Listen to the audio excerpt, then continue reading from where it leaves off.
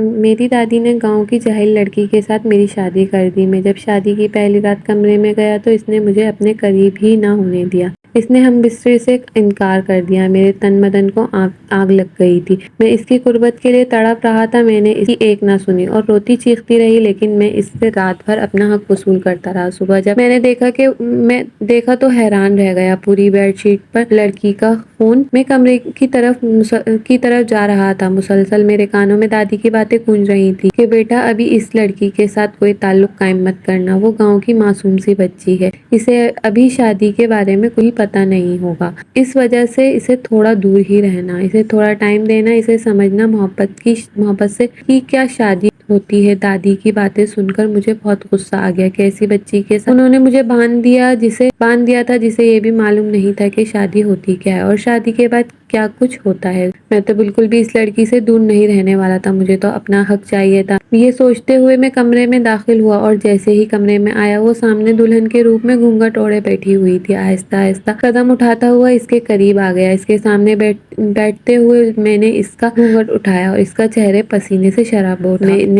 میں نے اپنی نگاہیں اٹھا کر میرے چہرے کی طرف دیکھا۔ میں نے اس کا ہاتھ پکڑنا چاہا تو اس نے اپنا کانپتا ہوا ہاتھ پیچھے کر لیا اور کہنے لگی، دیکھیں مجھے شادی سے بہت زیادہ ڈر لگتا ہے، آپ مجھ سے دور رہیں، اور حیرت سے اس کی طرف دیکھے جا رہا تھا۔ میں نے کہا، دیکھو آج ہماری شادی کی پہلی رات ہے اور میں تم سے بالکل بھی دور نہیں رہ سکتا، یہ سوچنا بھی میں تم سے دور رہوں گا اور مجھے میرا حق چاہیے۔ وہ نفی میں سر ہلانے لگی، بہت زیادہ گھبرا گئی تھی تو مجھے خود کے قریب بھی نہیں آنے دے رہی تھی اور میرے تن بدن میں آگ لگ گئی تھی، اور دادی سچ میں کہہ رہی تھی کہ اس سے شادی کے بارے میں کچھ بھی معلوم نہیں۔ میں نے ایک دم سے اس کے قریب گیا تو کہا، تمہیں شادی کے بارے میں کچھ بھی نہیں پتا؟ تو وہ نفی میں سر ہلانے لگی۔ اس کے چہرے کی طرف دیکھتے ہوئے مجھے بہت غصہ آ چکا تھا، کیونکہ وہ اتنی چھوٹی بچی بھی نہیں تھی کہ اسے معلوم نہ ہو کہ شادی کی رات کیا ہوتا ہے۔ میں نے کہا، دیکھو مجھے میرا حق چاہیے، مجھے نہیں پتا اور تم اسے انکار نہیں کر سکتی۔ وہ اچانک ہی بری طرح سے رونے لگی۔ میں نے کہا، خبردار میرے سامنے رونے والے ڈرامے کیے تو یہ کہہ کر اس کے قریب ہونے لگ گیا، لیکن وہ بہت زیادہ دور ہو رہی تھی، مجھے خود کے قریب بھی نہیں آنے دے رہی تھی۔ میں نے ایک دم اسے اپنے کندھوں سے پکڑا اور اپنے قریب کیا اور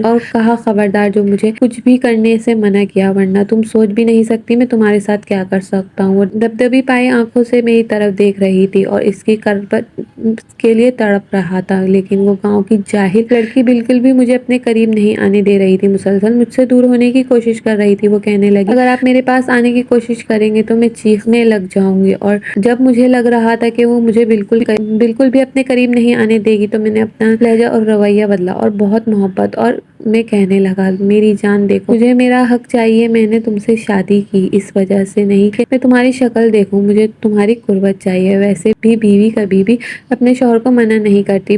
میں بہت محبت سے اسے سمجھانے کی کوشش کر رہا تھا، لیکن وہ روتی ہوئی نفی میں سر ہلانے لگی۔ اس کے آنسو دیکھ کر میں نے اسے دور ہو گیا اور کہا، ٹھیک ہے میں تمہارے قریب نہیں آتا، چلو شاباش چینج کر آؤ۔ تھوڑی دیر بعد وہ چینج کر آئی اور بیڈ کے دوسری طرف سونے کے لیے لیٹ گئی، لیکن میری نگاہیں بار بار بھٹک کر اس کے وجود کی طرف جا رہی تھی۔ میری نگاہیں اس کے وجود کا طواف کر رہی تھی۔ اس سے دور رہنا مجھے بہت زیادہ مشکل لگ رہا تھا۔ تو سکون کی نیند سو چکی تھی، لیکن میری نیندیں اڑ چکی تھی۔ میں بھلا کیسے اس سے دور رہ سکتا تھا؟ آہستہ آہستہ میں نے اس کے وجود پر ہاتھ چلانا شروع کر دیا۔ وہ نیند میں ایسی قسم آ کر مجھ سے دور جانے کی کوشش کر رہی تھی۔ اچانک ہی میں نے باہوں میں بھر لیا۔ وہ ایک دم سے اٹھ کر اس کے پاس آنکھوں سے آنسو بہنے لگے اور نفی میں سر ہلانے لگی۔ وہ بہت زیادہ ڈر رہی تھی، لیکن مجھے تو اپنا حق چاہیے تھا۔ میں نے اسے قریب سے قریب ہوتا گیا اور میں نے رات بھر اپنا حق وصول کیا۔ وہ روتی رہی تھی، مجھے خود سے دور کرنے کی کوشش کر رہی تھی، بار بار کہتی رہی، میرے ساتھ ایسا مت کریں، آپ کو بہت زیادہ پچھتاوا ہوگا۔ جانے وہ ایسی باتیں کیوں کر رہی تھی، لیکن اس وقت مجھ پر جنون سوار تھا، لیکن مجھے نہیں معلوم تھا کہ صبح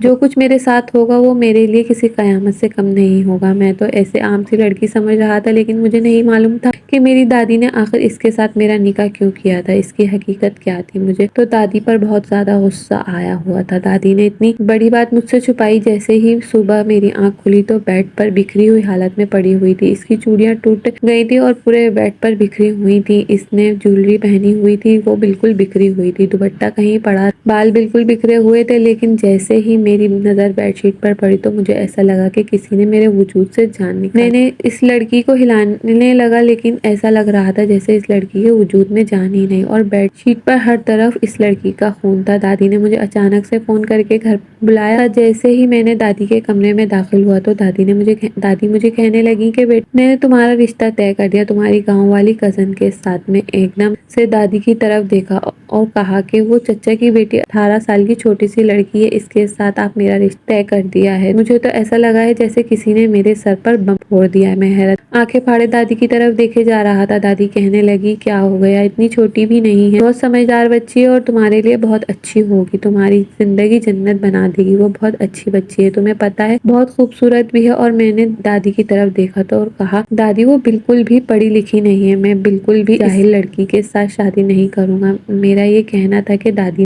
एक तमाचा मेरे मुंह पर रसीद किया और कहने लगी, खबरदार जो मेरी पोती को जाहिल कहा, वरना बुरा कोई नहीं होगा। मैं हैरत से दादी की तरफ देखे जा रहा था। दादी कहने लगी, अगर तुम इसके साथ शादी नहीं करोगे, मेरा मरा हुआ मुंह देखोगे। शादी मुझे यूं ही ब्लैकमेल करते करते मेरी शादी के लिए मनाने लगी। मैं भी बहुत ज्यादा परेशान हो चुका था। मैं भला कैसे कहूँगी, गाँव की चाल से लड़की के साथ शादी कर सकता था। मेरे इर्द गिर्द बहुत ही खूबसूरत मॉडर्न लड़कियां घूमती रहती और मैं तो बहुत हसीन ब्रेस्ट भी थे और बहुत ज्यादा था। मैं भला कैसे इस लड़की के साथ शादी कर सकता था। मैंने दादी को बहुत ज्यादा समझाने की कोशिश, अगर मैं इस लड़की के साथ शादी कर भी लूंगा तो कभी खुश नहीं कर पाऊंगा। लेकिन दादी ने मुझे गुस्से से घूरे जा रही थी और कहने लगी, ये मैंने ये कहा है, अगर तुमने इस लड़की से शादी नहीं करोगे तो तुम मेरा मरा हुआ मुंह देखोगे। मैं गुस्से में दादी की तरफ देखने लगा। कहा, ठीक है, लेकिन मुझसे ये उम्मीद मत रखिएगा कि मैं कभी इसे खुश रख पाऊंगा। दादी कहने लगी, वो तो खुश रखना ही पड़ेगा। इसमें हैरत से दादी की तरफ देखे जा रहा था। इन्हें यकीन था कि इसे खुश रखूंगा। आखिर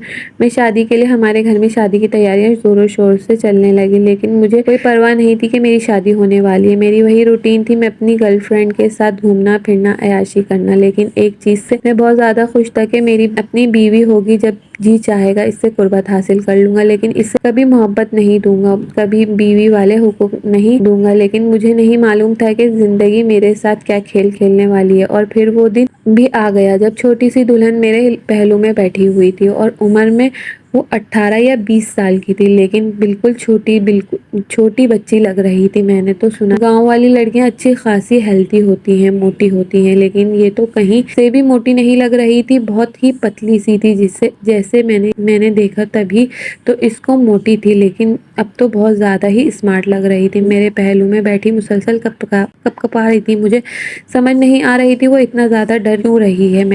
मैंने कौन सा इसे अपने मुंह में डाल लेना है। रुखसती के वक्त वो अपने घर वालों के गले लग फूट कर रोती रही थी और फिर दिल ही दिल में यही सोचे जा रहा था कि न जाने इस जाहिल लड़की में दादी को क्या नजर आ रहा है जो मुझे इस पल्लू से बांध दिया और फिर रुखसत कर मेरे घर में लाया गया था। फिर मैं खुश तो बिल्कुल भी नहीं था, लेकिन इससे पहले ही दादी ने मुझे अपने कमरे में बुला लिया और दादी के कमरे में गया तो दादी कहने लगी, हाँ मेरे पास बैठ जाओ, तुमसे बहुत जरूरी बात करनी है। दादी के सामने बैठ गया। दादी कहने लगी, मुझे मालूम है कि तुम्हें अभी भी बिल्कुल भी शादी नहीं करना चाहते थे। मैंने तुम्हारी जबरदस्ती शादी करवाई, वो तुम्हारे लिए यही अच्छा होगा। वो अभी बच्ची मासूम है, इस वजह से तुम इसके साथ किसी किस्म का कोई ताल्लुक मत रख करना। मैं हैरत से दादी की तरफ देखे जा रहा था तो इनकी सोच में हैरत हो रही थी। मैंने कहा, दादी ये आप क्या कह रही हैं? मैं इसका शौहर हूँ, मैं किसी की बात का गुलाम नहीं हूँ। मैं जब इसके साथ क्या करना चाहिए और क्या नहीं, दोबारा से मुझे इस बारे में कुछ भी मत कहिएगा। ये कहकर मैं अपने कमरे की तरफ आ चुका था, लेकिन बार बार मेरे दिमाग में दादी की बातें घूम रही थी। ऐसी किसकी इसके बारे में कुछ नहीं पता। जैसे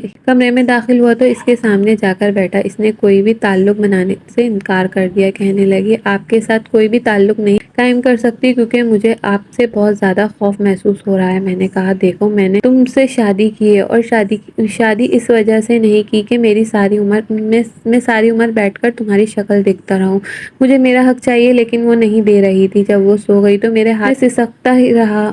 इसके वजूद पर फ्रेम में लगे हुए थे, वो मुझसे तोड़े जाने की कोशिश कर रही थी, लेकिन बिल्कुल भी इसे दूर دور نہیں جانا چاہ رہا تھا۔ آہستہ آہستہ اس کے قریب ہوتا چلا گیا۔ وہ اچانک روتی ہی چیختی رہی، کہتی ہوئی خدا کے لیے میرے ساتھ ایسا مت کرنا، لیکن مجھے نہیں معلوم تھا کہ سچ میں اس کے ساتھ بہت بڑا ظلم کر رہا ہوں۔ صبح کچھ مجھے دیکھنے کو ملا، میں نے اس کی جان نکال دی تھی اور جلد سے اس کے گال تھپتھپانے لگا اور اٹھانے کی کوشش کر رہا تھا۔ بار بار بیڈ شیٹ کی طرف دیکھ رہا تھا جہاں پر خون کے داغ لگے ہوئے تھے۔ مجھے سمجھ نہیں آ رہی تھی یہ خون کہاں سے آیا۔ اگلے ہی لمحے مجھے ساری سمجھ آ گئی۔ میں جلدی سے اس لڑکی کو اپنے بازو میں اٹھایا اور ہاسپٹل لے کر چلا گیا۔ مجھے نہیں معلوم تھا کہ یہ سب کچھ ہو جائے گا۔ دادی بھی ہاسپٹل آ چکی تھی، ماما بابا بھی آ چکے تھے۔ ماما بابا نے تو ویسے بھی مجھے دادی کے حوالے کیا ہوا تھا، لیکن اب وہ بھی غصے میں مجھے گھورے جا رہے تھے۔ دادی کہنے لگی میں نے تمہیں منع کیا تھا نا، اس کے باوجود بھی یہ سب تمہاری وجہ سے ہوا ہے۔ میں نے کہا آپ لوگوں کا دماغ خراب ہو گیا ہے۔ اگر وہ ایسے ذہن کی مالک تھی تو ایسی لڑکی کو تو آپ لوگوں نے میری اس کے ساتھ شادی ہی کیوں کی؟ میں نے غصے میں چیخ پڑا تھا۔ دادی کہنے لگی خبردار، جو تم نے دوبارہ کوئی مزید بات کی تو کرنے کی کوشش کی، اگر وہ اس حالت میں ہے تو وہ صرف تمہاری وجہ سے۔ اگر اس بچی کو کچھ ہوا تو میں تمہیں چھوڑوں گی نہیں۔ دادی غصے میں بولے جا رہی تھی۔ ہر چیز کا قصوروار مجھے ہی ٹھہرایا جا رہا تھا اور حقیقت بات یہی تھی کہ میں خود بہت زیادہ شرمندہ تھا۔ مجھے اس کے ساتھ تعلق ہی قائم نہیں کرنا چاہیے تھا۔ میں بہت زیادہ پریشانی کے عالم میں بیٹھا ہوا تھا۔ تھوڑی دیر بعد ڈاکٹر کمرے سے باہر آئی اور جلدی سے ڈاکٹر کی طرف گیا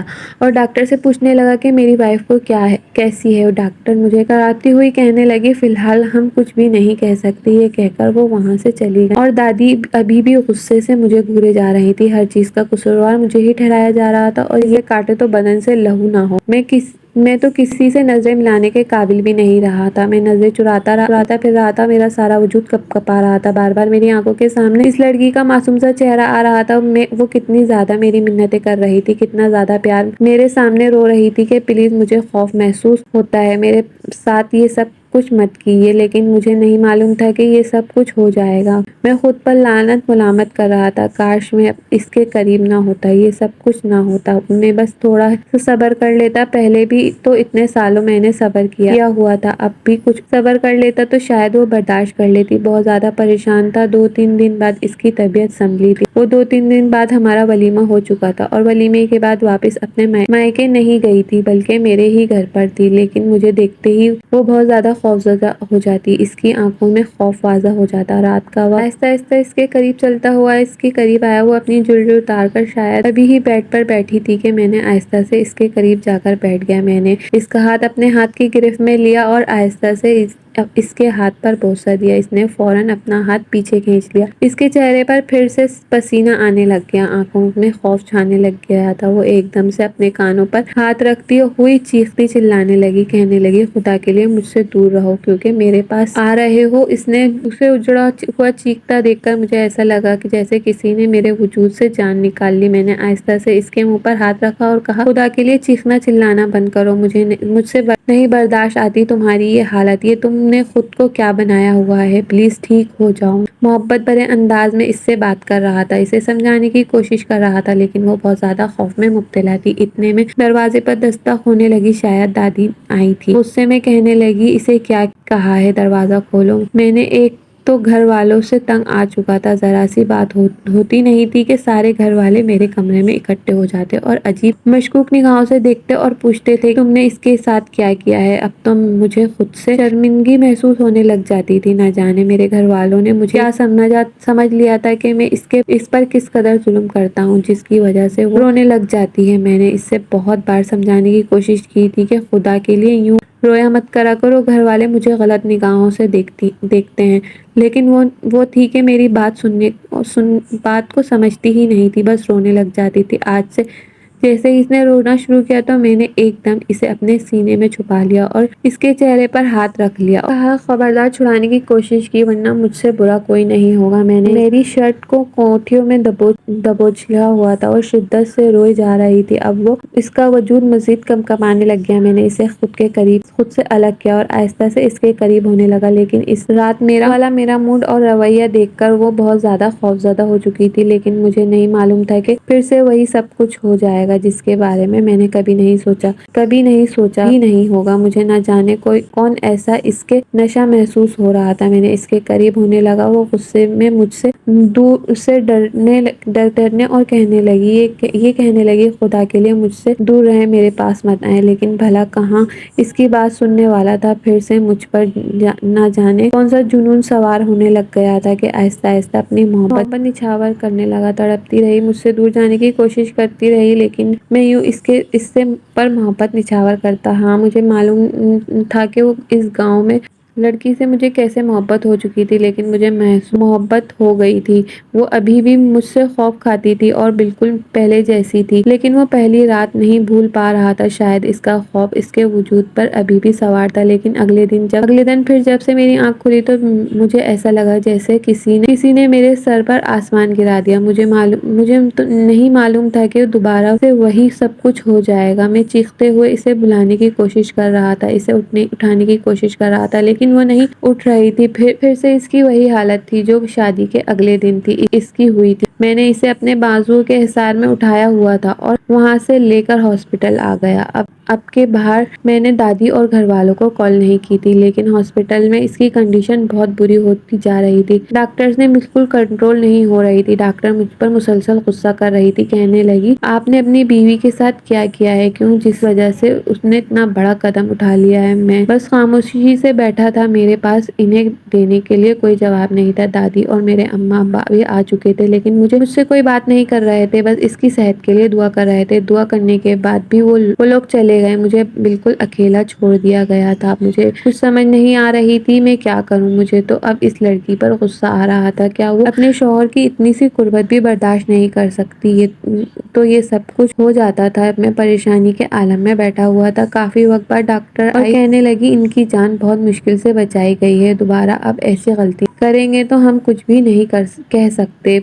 میں پریشان ہو چکا تھا، میں نے آنکھیں بند کر لی تھی اور سارا قصور میرا ہی تھا، یہ سب کچھ میری وجہ سے ہو رہا تھا۔ سوچنے لگ گیا جب اسے ہاسپٹل سے ڈسچارج کیا جائے گا تو اسے بالکل بھی ٹھیک سے بات نہیں کر رہا تھا، کیونکہ مجھے خود سے زیادہ اس پر غصہ آیا ہوا تھا۔ سارا قصور اسی کا تھا۔ اسے سوچنا چاہیے تھا کہ میں اس کا شوہر ہوں، وہ کیوں میرے ساتھ ایسا کر رہی تھی، جبکہ دادی بھی مجھے قصوروار کر رہی تھی کہ یہ سب کچھ میری وجہ سے ہی ہو رہا ہے۔ اسے انہوں نے بچی کہہ کر کوئی زیادہ ہی سر پر چڑھائے رکھا تھا۔ رات کا وقت بالکنی میں کھڑا ہوا سگریٹ پی رہا تھا میں، اس کے بالکل اچانک سے وہ پیچھے سے آ گئی اور اچانک سے یہ مسلم مجھے اپنی طرف کہنے لگی آپ کو مسئلہ کیا ہے، آپ میرے ساتھ بات کیوں نہیں کر رہے؟ وہ بہت نرمی سے بول رہی تھی، غصہ دکھانے کی کوشش کر رہی تھی، لیکن اس کی آنکھوں میں نمی تیر رہی تھی، وہ مجھے ڈر پی رہی تھی۔ میں نے غصے میں کہا کیا مسئلہ ہے؟ مسئلہ کیا بات کریں، ویسے بھی تمہیں مجھ سے بہت زیادہ پرابلم ہے نا، میں نہیں چاہتا کہ میں دوبارہ تمہارے قریب آؤں، تم وہی حرکتیں دوبارہ سے شروع کر دو گی، اس وجہ سے جیسی زندگی چل رہی ہے ایسے چلنے دو۔ وہ کہنے لگی زندگی ایسے نہیں چلتی رہے گی، کھڑے گھر ایسے بستے ہیں۔ میں نے کہا کیا مطلب تمہارا، پھر کیسے بستے ہیں؟ وہ کہنے لگی اتنے مہینوں سے آپ نے مجھ سے بات نہیں کی، شوہر اسے تو نہیں ہوتے، اگر میں ناراض ہوں تو آپ کا کام ہے مجھے منانا، لیکن اوپر سے آپ ناراض ہو کر بیٹھ گئے۔ حیرت سے اس کی طرف دیکھے جا رہا تھا۔ آج وہ کیسی عجیب باتیں کر رہی تھی۔ میں آہستہ سے اس کی کلائی پکڑی اور اسے بقول دیکھنے لگا، پھر اس کے چہرے کی طرف دیکھنے لگا۔ میں نے کہا میں چاہتا ہوں کہ دوبارہ سے تمہاری کلائیوں پر ایسے نشانات پڑیں۔ اس نے ایک دم سے میرے ہاتھ سے اپنی کلائی کھینچ لی اور کہنے لگی لیکن میں خود کو بدلنے کی کوشش کر رہی ہوں، میں ویسے نہیں رہی، آپ کو چاہیے تھا کہ اب بدلنے میں میری مدد کر دیں۔ آپ نے پہلے ہی مجھے سمجھایا تھا کہ اب مجھے سمجھ آ رہی ہے، بالکل خود ہی میرے ساتھ ناراض ہو کے بیٹھے ہوئے ہیں، مجھے سمجھ نہیں آ رہی ٹھیک ہے آج وہ مجھ سے اس انداز سے بات کیوں کر رہی تھی؟ آج سے پہلے تو کبھی اس نے مجھ سے ایسے بات نہیں کی تھی۔ ڈارلنگ میرے درمیان کبھی اتنی بات نہیں ہوئی تھی، ہماری شادی کو اتنے مہینے گزر چکے تھے، اتنا کچھ ہونے کے باوجود اتنی زیادہ گفتگو نہیں ہوئی تھی جیسے آج گفتگو اور باتیں کرنے کے موڈ میں تھی، لیکن لیکن وہاں سے کمرے میں آ گیا اور بیڈ پر پاس ہونے کے لیے بیٹھ گیا۔ وہ کہنے لگی کیا آپ مجھ سے بات کیوں نہیں کر رہے ہو؟ لیکن میں نے اس کی کسی بات کا جواب نہیں ہے۔ وہ بار بار مجھے بلا رہی تھی لیکن اب اس کا بار بار بلانا مجھے اچھا لگ رہا تھا۔ میں اسے تنگ کرنے لگا۔ میں نے مصنوعی غصہ دکھاتے ہوئے کہا لائٹ بند کرو، مجھے بہت زیادہ نیند آ رہی ہے۔ وہ میرے کندھے پر ہاتھ رکھ کر مجھے جھنجھوڑنے لگی اور کہنے لگی کیا بات ہے، آپ مجھ سے بات کیوں نہیں کر رہے؟ آپ میرے شوہر ہیں نا۔ وہ معصومیت سے بولے جا رہی تھی۔ میں ایک دم سے اٹھ کر بیٹھ گیا اور اس کے چہرے کی طرف دیکھنے لگا۔ میں نے کہا میں تو کتنی دفعہ پتہ ہے تم سے کیا حرکتیں کرتی ہو۔ جب تم سے بات کرتا ہوں تو تمہارے ساتھ کچھ کرنے کی کوشش کرتا ہوں تو میری بات سن کر اس کے چہرے پر شرمندگی واضح ہوئی۔ اس کی نگاہیں جھکا لیں۔ اگلے لمحے اس کی آنکھوں سے آنسو بہنے لگے۔ کہنے لگی آپ اب میرا مذاق بنا رہے ہیں، مجھے بس یہی اچھا لگا تھا آپ نے جان چھڑانے کا طریقہ۔ میں نے آپ کی کلائی کو پکڑ کر آہستہ سے اس کی کلائی پر بنے نشانات پر ہاتھ پھیرتے ہوئے کہنے لگا مجھے بہت برا لگا تھا۔ اس صبح اٹھا تھا تمہاری کلائی سے بہتا خون دیکھ کر میں سوچ بھی نہیں سکتی تھی میری کیا حالت ہوئی تھی۔ میں اپنی نگاہوں میں گر چکا تھا۔ مجھے لگ رہا تھا کہ لگتا ہے میں نے تمہیں بہت زیادہ اذیت دی تھی، جس کی وجہ سے تم نے خود کو نقصان پہنچانے کی کوشش کی۔ شوہر کو خود سے دور رکھنے کا یہ کون سا طریقہ ہوتا ہے کہ بندہ اپنی جان لینے کی کوشش کرے؟ تم نے ایسا کیوں کیا؟ میں بہت محبت بھرے انداز سے اس سے پوچھ رہا تھا۔ مجھے نہیں معلوم تھا اتنے مہینوں کے درمیان کب کیسے کیوں وہ لڑکی مجھے اچھی لگنے لگ گئی تھی۔ مجھے ایسا لگ رہا تھا جیسے مجھے اس سے محبت ہو گئی۔ آج اس کی معصومیت دیکھ کر، اس کی آنکھوں میں بہتے ہوئے آنسو دیکھ کر مجھے پہلی بار احساس ہوا تھا کہ میری دادی کا فیصلہ فرض نہیں تھا۔ انہوں نے میرے لیے فیصلہ لیا تھا، وہ بالکل ٹھیک تھا، لیکن فی الحال میں اسے بہت زیادہ تنگ کرنا چاہتا تھا تاکہ اسے احساس ہو کہ اس نے مجھے کتنا تنگ کیا ہے۔ میں نے کہا دیکھو مجھے تم سے کوئی بات نہیں کرنی۔ وہ بڑی تہت کے کہنے لگی ایسا کون کہتا ہے؟ دیکھیں آپ بہت زیادہ غلط کر رہے ہیں میرے ساتھ۔ میں نے یہ سب کچھ کیا تھا، اب میں سمجھدار ہو چکی ہوں۔ اس کی بات سن کر بے ساختہ ہی میری ہنسی نکل آئی۔ میں نے کہا اچھا اتنی جلدی تم سمجھدار بھی ہو گئی ہو تو یہ بہت اچھی بات ہے۔ وہ کہنے لگی آپ مجھ سے ناراض نہیں ہو نا؟ کہ میری اس کی بات سن کر میں نفی میں سر ہلاتے ہوئے کہا کبھی ناراض نہیں ہوں گا، بھلا میں تم سے ناراض رہ سکتا ہوں؟ میری بات سن کر وہ مسکرانے لگی اور کہنے لگی آپ کو پتہ ہے آپ بہت اچھے ہیں، اس بارے میں دادی اماں مجھے بتاتی تھی۔ وہ کہتے پر میں آپ سے بہت ڈرتی تھی اور آپ سے بہت ڈر لگتا تھا۔ نکاح سے ڈر کیوں لگتا تھا؟ وہ کہنے لگی مجھے ویسے ہی آپ سے بہت زیادہ ڈر لگتا تھا اور بہت زیادہ خوف محسوس ہوتا تھا، لیکن اب آپ بہت اچھے ہیں۔ اگر آپ کو آج کی ویڈیو اچھی لگی ہو تو ویڈیو کو لائک کریں، کمنٹ کریں، شیئر کریں اور چینل کو سبسکرائب کرنا نہ بھولیں۔ شکریہ۔